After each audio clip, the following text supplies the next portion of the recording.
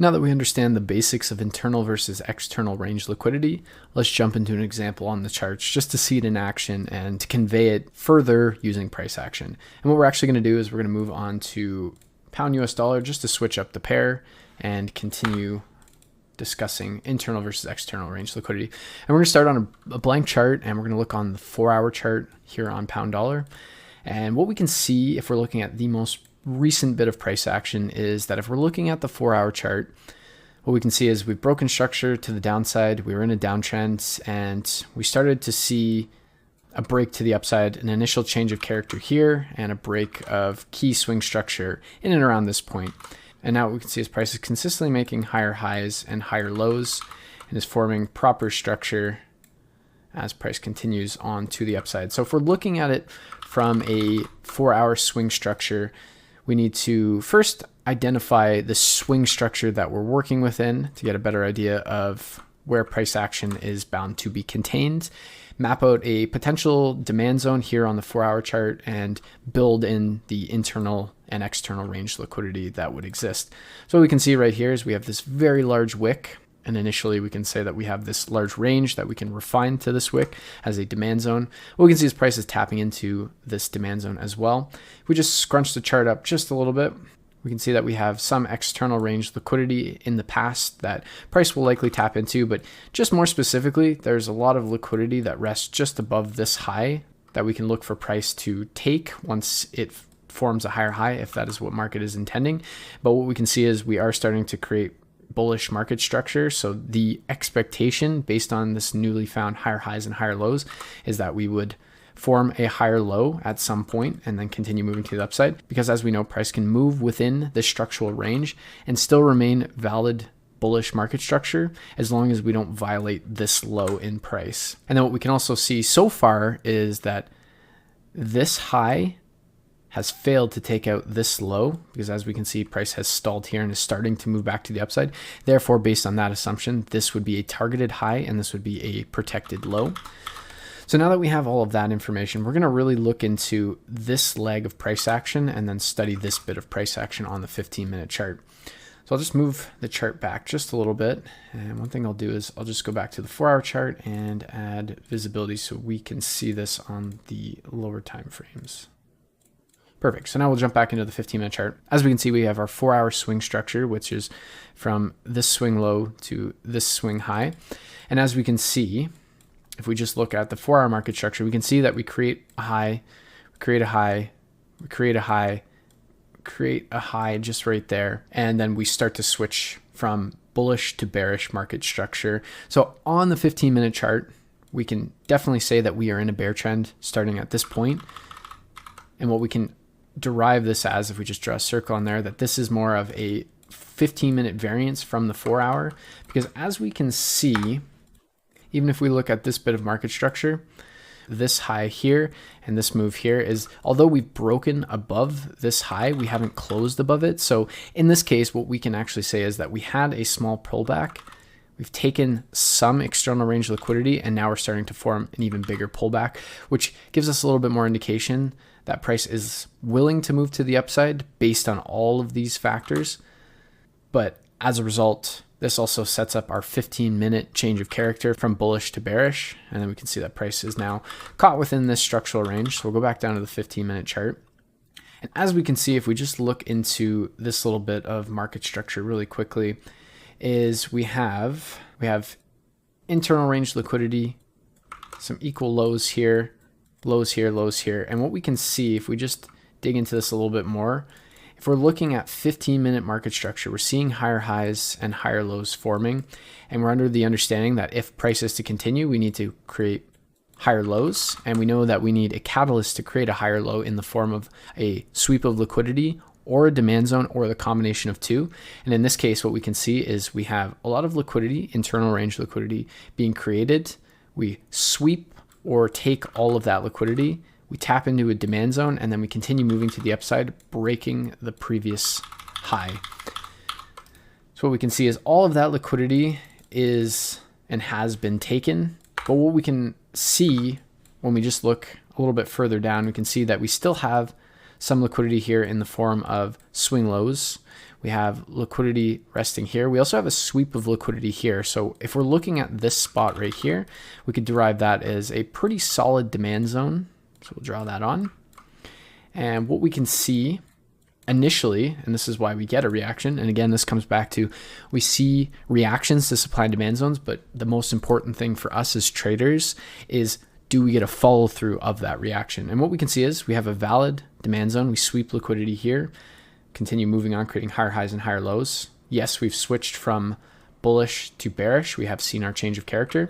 And what we can see is that price initially reacts. We can see this on the wicks. So on a 1 minute time frame, for example, we would start to see a reaction. But then what we can see very quickly is that price does not respect this area, takes the liquidity that rests below. And what we can gauge from all of that is this is all internal range liquidity. If I just draw something like this, you can see that this is just a giant liquidity void. So we had a small liquidity void here that was filled as we continued moving higher, but we knew that there was still internal range liquidity resting below it. As well, we know that the 4-hour swing structure is truly this bit of structure. This was a variance, so to speak.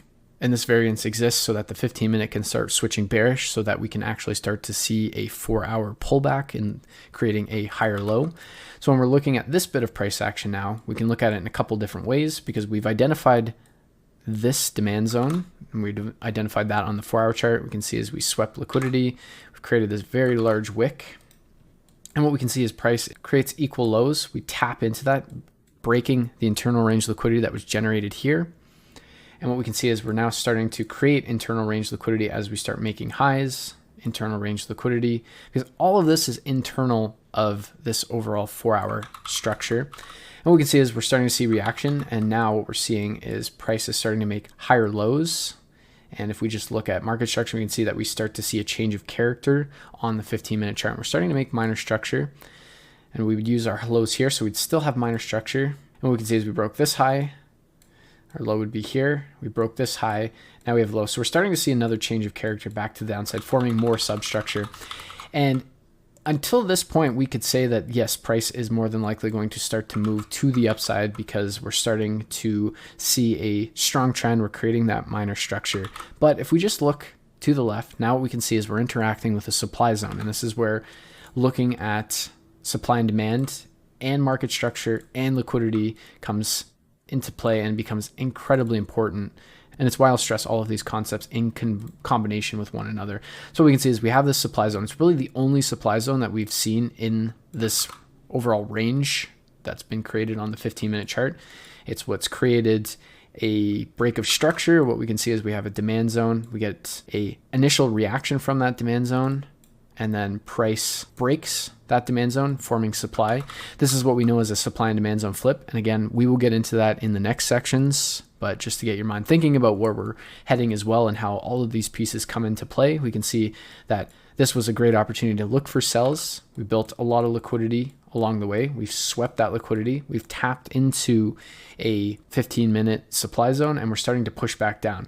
Now, we could look at that in two different ways, and we'll go back up to the 4-hour chart really quickly and just look at what this may mean. So we know that price just wicked this high. We took the external range liquidity, and then we started to see momentum coming into the markets.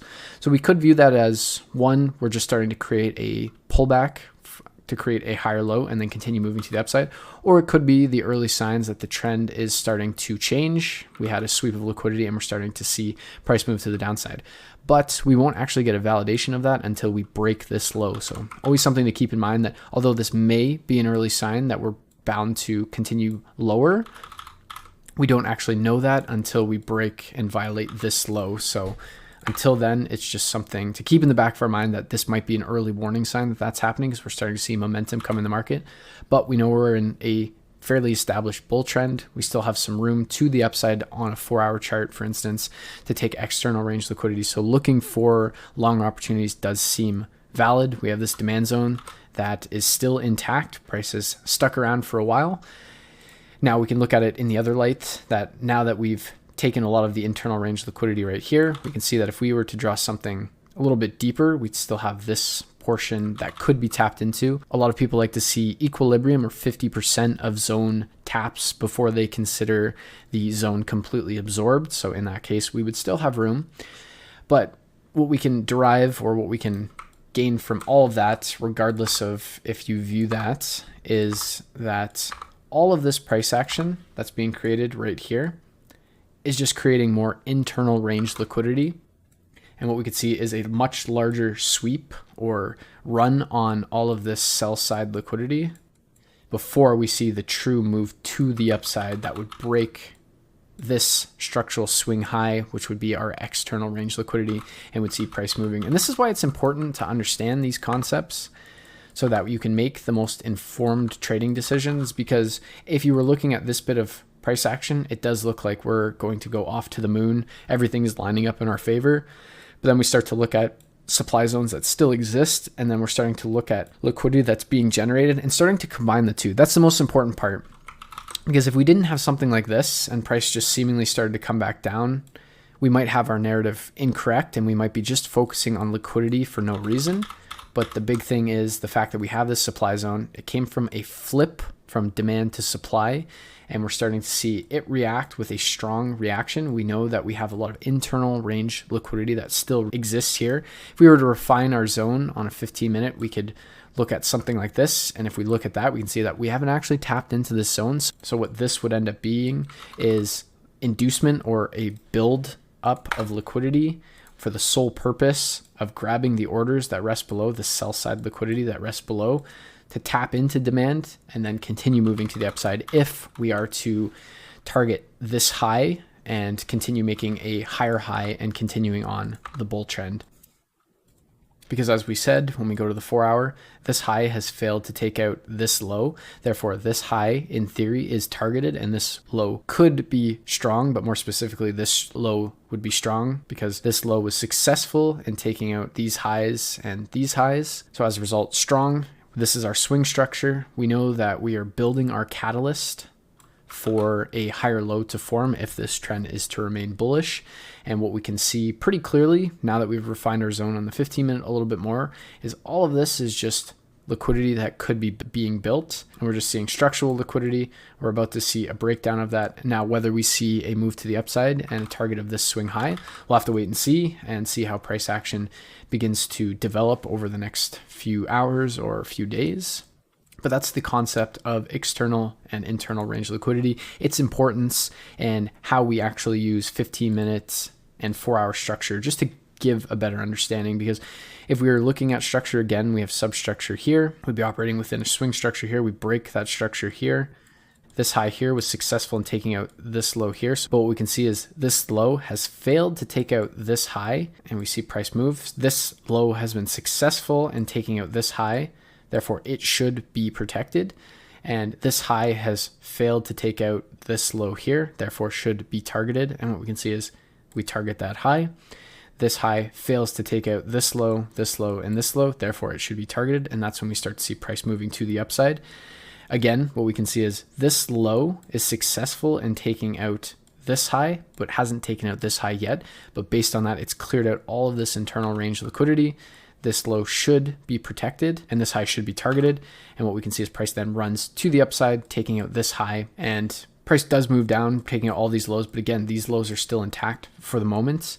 Price then breaks this high, protected low, targeted high. Price then moves to the upside, breaks that high. And then what we can see is that this high is successful in taking out this low and this low. And we'll see if price does continue, because if price does continue, it just means that these lows become weak. And as we know, there's a lot of liquidity being built at this point here in the form of inducement. Again, what is inducement? Inducement is simply a fancy word for the buildup of liquidity for the purposes of being run. There are a lot of orders starting to be generated at these price levels for various reasons. People who are buying in this area, where would their stop losses be? Right here. People are looking to trade breakouts to the downside. Where are their orders likely to be? Here.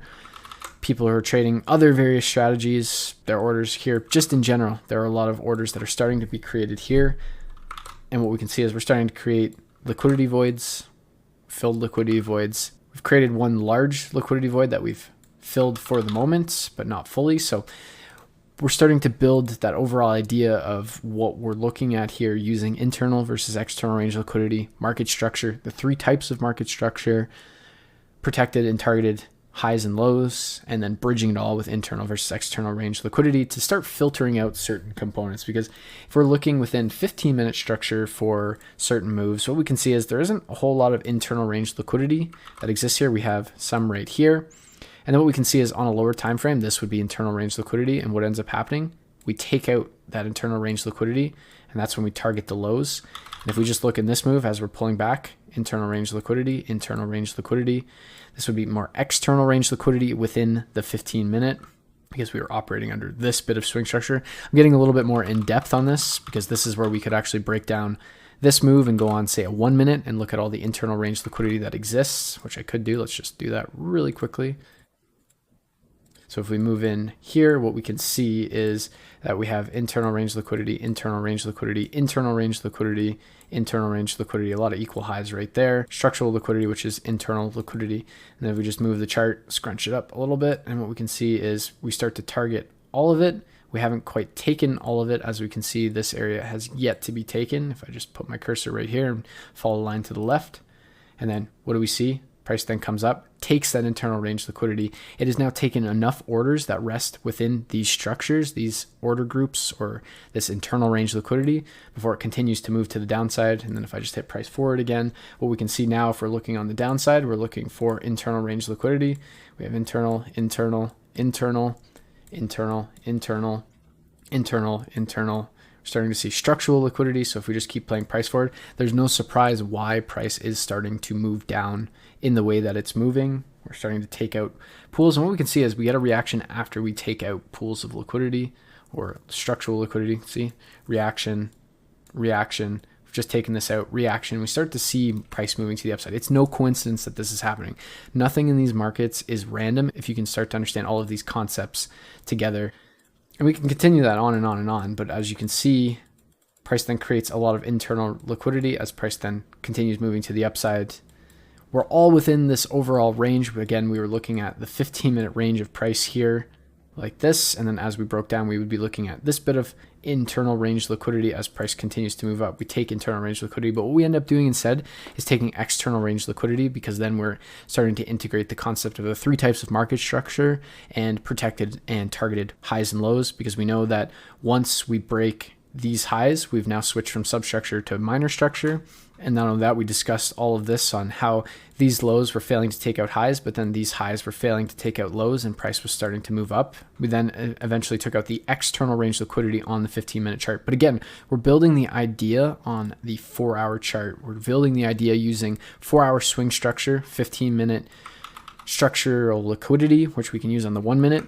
But what we can do as a framework in understanding this on another level is using 4-hour swing structure, looking at 15-minute internal range liquidity to understand where the 4-hour is likely to target. Then we can take that a step further to understand the 15-minute ranges. We can go down to the 1 minute and look at 1 minute internal range liquidities, especially when price action gets to this type of price action. This is where the 1 minute can be powerful in understanding our three different types of market structure, identifying the protected and targeted highs and lows, and then bridging that with internal versus external range liquidity in the 15-minute swing points. And that's the fractal nature of the markets. That's the best way to conceptualize all of these concepts and use a rule-based or systematic approach in building from the top down and the bottom up in that approach. Because again, initially we were building our idea off of 4-hour swing structure, and then as price started to create 15-minute structure, we could then use the 1 minute to understand what's happening here, what's likely to get targeted, just to understand everything that's going on within this range. So one more thing we'll do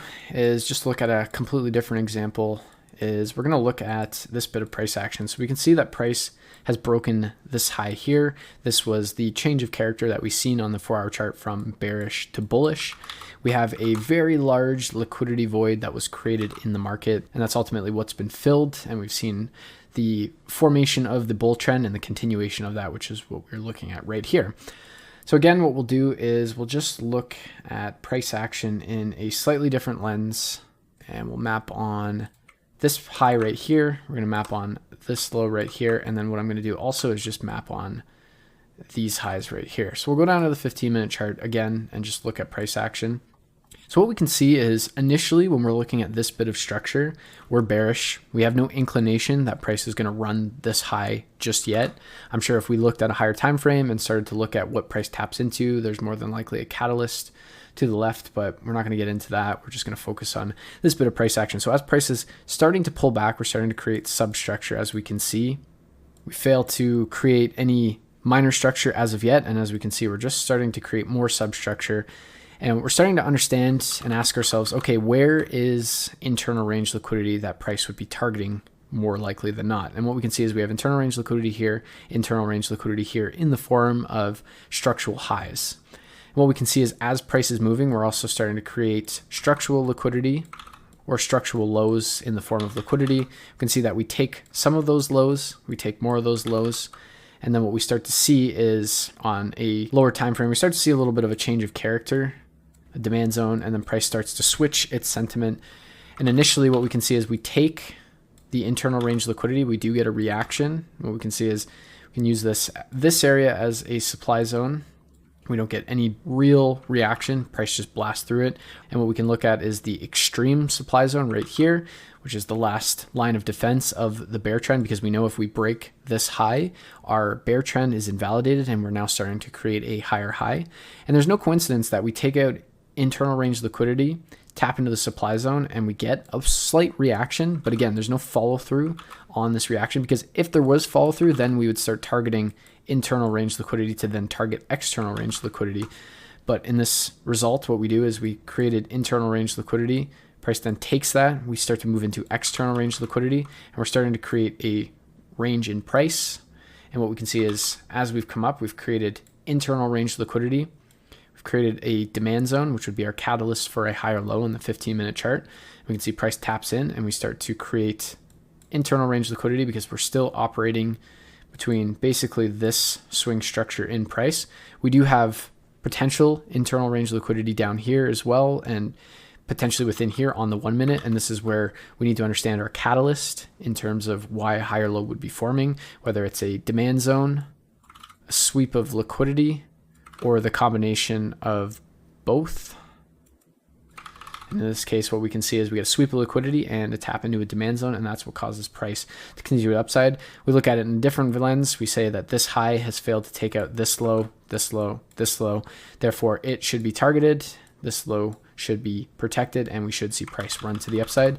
And we do see that, and price does continue moving to the upside. And what we can see is now we start looking at external range liquidity, because all of this is external to the range that we're working within. And what we can see is the next logical step would be here, here, and we can see, again, we take out this external range liquidity, we get a reaction.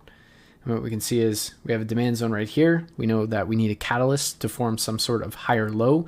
And again, that's in the form of liquidity being swept, a demand zone, or the combination of two. And as we can see, is we get a tap into a demand zone. Price then creates a new high. We look to the left, where is external range liquidity. We have a little bit here in the form of structural highs. We have equal highs right here. We have more structural range liquidity. As we can see, we take that liquidity. We get a reaction, no follow through. We take these equal highs here as well. We get a reaction. Price continues moving to the upside. Where does price move up to? Move up to more external range liquidity. We just maintain this bit and we start to see our pullback. And then what we can see is we have a demand zone right here that price doesn't really look like it taps into. We can use the inside bar.